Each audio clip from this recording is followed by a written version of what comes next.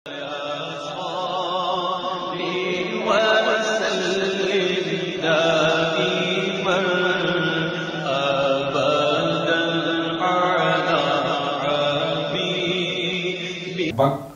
موجودن. اب آپ غور کریں، بکرن کوئی معنی ہے؟ آپ کہیں گے ہاں. موجودن کوئی معنی ہے؟ بالکل آپ کہیں گے ہاں موجودن کا بھی کوئی معنی ہے. ٹھیک ہے، بکرن موجودن ان کا معنی ہے. اب آپ یہ بتائیں اگر معنی ہوگا تو محمل ہوگا یا پھر مستعمل؟ تو آپ کا جواب ہوگا مستعمل، کیونکہ اس کا کوئی معنی ہے اور ہر بامعنی لفظ کو ہم لوگ مستعمل کہتے ہیں. تو اس کا کوئی معنی ہے تو اس اعتبار سے یہ مستعمل ہو گیا. ٹھیک ہے. اچھا اب آپ یہ بتائیں کہ یہ مفرد ہے یا پھر یہ مرکب؟ تو آپ کا جواب ہوگا بکرن موجودن. بکرن بکر اور موجودن یعنی موجود ہے، تو یہ تو دو ہو گئے. اور ابھی میں نے آپ کو تعریف میں بتایا تھا کہ دو یا دو سے زیادہ کلمات کا مجموعہ ہوگا تو ہم اسے کیا کہیں گے؟ ہم اسے کہیں گے مرکب. تو آپ اسے کیا کہیں گے؟ آپ کہیں گے یہ مرکب ہے. ٹھیک ہے. کیوں؟ کیونکہ یہ دو کلمات کا مجموعہ ہے، اور جو دو یا دو سے زیادہ کلمات کا مجموعہ ہوتا ہے ہم اسے کیا کہتے ہیں؟ ہم اسے کہتے ہیں مرکب. ٹھیک ہے. تو ایک یہ مثال آپ دیکھ لیں، بیتن نظیفن. اب بیت مانے گھر ہوتا ہے، نظیف مانے صاف ستھرا ہوتا ہے. اب میں آپ سے پوچھتا ہوں کہ بتائیں اس کا کوئی معنی؟ تو آپ کہیں گے آپ نے خود ہی تو ابھی اس کا معنی بتا دیا. ہاں بالکل اس کا کوئی معنی ہے. بیتن نظیفن کا معنی ہے. اب میں آپ سے سوال کروں گا کہ اگر معنی ہے تو آپ کیا کہیں گے، محمل یا پھر مستعمل؟ تو آپ کہیں گے یہ کیا ہوگا؟ مستعمل. میں کہوں گا کیوں مستعمل ہے؟ تو آپ کا جواب ہوگا کیونکہ اس کا معنی ہے. پھر میں آپ سے دوسرا سوال کرتا ہوں کہ بتائیے کہ بیتن نظیفن یہ مفرد ہے یا پھر یہ مرکب؟ تو آپ کہیں گے بیتن ایک ہے اور نظیفن ایک ہے، تو یہ دو ہو گئے، اور یہ دو کلمات کا مجموعہ ہے، تو اس اعتبار سے یہ کیا ہو جائے گا؟ یہ ہو جائے گا مرکب. کیوں؟ کیونکہ دو یا دو سے زیادہ کلمات کے مجموعہ کو ہم کیا کہتے ہیں؟ مرکب کہتے ہیں. تو امید ہے کہ یہ سوالات و جوابات کا سلسلہ آپ کو پسند بھی آیا ہوگا، اور یہ کہ آپ کو اس کے ذریعے سے اس سبق کو سمجھنا آسان بھی ہو گیا ہوگا.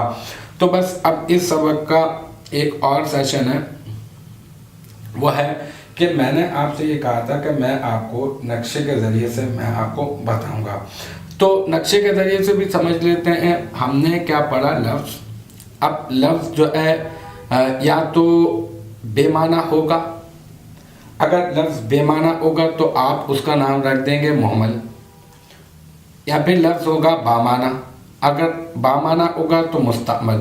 تو لفظ کی دو قسمیں ہیں، ایک بے معنی اور ایک بامعنی، محمل اور مستعمل.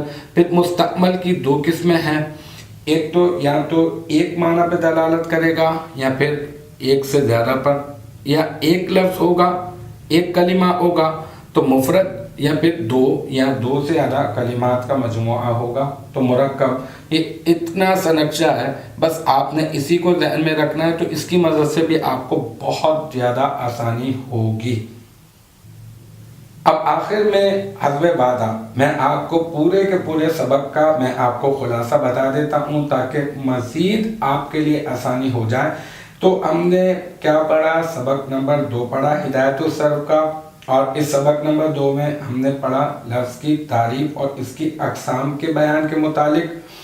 اور سب سے پہلے ہم نے پڑھا لفظ کی تعریف، اور لفظ کی تعریف میں ہی ہم نے لفظ کا لغوی معنی اور لفظ کا اصطلاحی معنی پڑھا. اور لغوی معنی کسے کہتے ہیں؟ جو لغت میں موجود ہوتا ہے.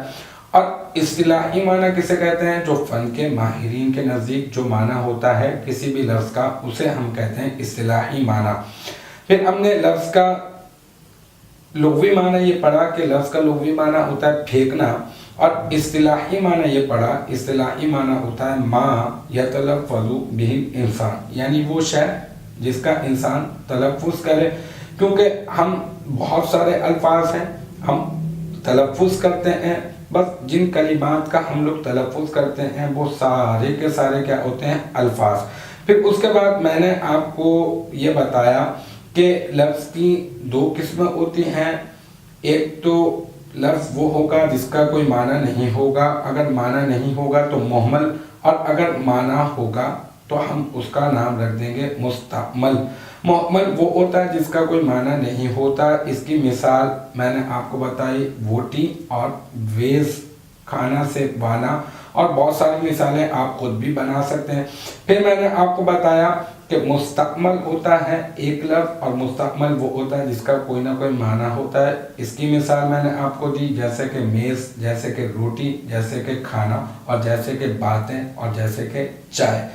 پھر اس کے بعد ہم نے لفظ مستعمل یعنی جس کا کوئی نہ کوئی معنی ہوگا، اس کی ہم نے دو قسمیں پڑھی. یا تو ایک معنی پہ دلالت کرے گا، اکیلے معنی پہ دلالت کرنے کے لیے اسے وضع کیا جائے گا، یا پھر دو یا دو سے زیادہ کلمات کا مجموعہ ہوگا. ایک ہوگا، اکیلا ہوگا، ایک معنی پہ دلالت کرنے کے لیے وضع کیا جائے گا، یا پھر دو یا دو سے زیادہ کلمات کا مجموعہ ہوگا. اگر ایک ہوگا تو ہم اس کا نام رکھ دیں گے مفرد، اور اگر دو یا پھر دو سے زیادہ کلمات کا مجموعہ ہوگا تو ہم اس کا نام رکھ دیں گے کیا؟ مرکب. پھر میں نے آپ کو بطور مشق میں نے آپ کو چند مثالیں میں نے آپ کو بتائیں. ان مثالوں میں سوالات کا جوابات کا سلسلہ بھی الحمدللہ ہم نے رکھا. پھر میں نے آپ کو نقشے کے ذریعے سے الحمدللہ پورا کا پورا سبق میں نے آپ کو بتایا، اور پھر آخر میں حسب وعدہ میں آپ کے سامنے پورے کے پورے سبق کا خلاصہ آپ کے سامنے بیان ہی کر رہا ہوں، اور اب اختتام کر رہا ہوں. اب امید ہے کہ یہ سبق آپ کی سمجھ میں آ گیا ہوگا. انشاءاللہ تبارک و تعالی نیکسٹ ٹائم اگلے سبق کے ساتھ ملاقات ہوگی. آپ اپنا بہت خیال رکھیے گا. وآخر دعوانا ان الحمدللہ رب العالمین.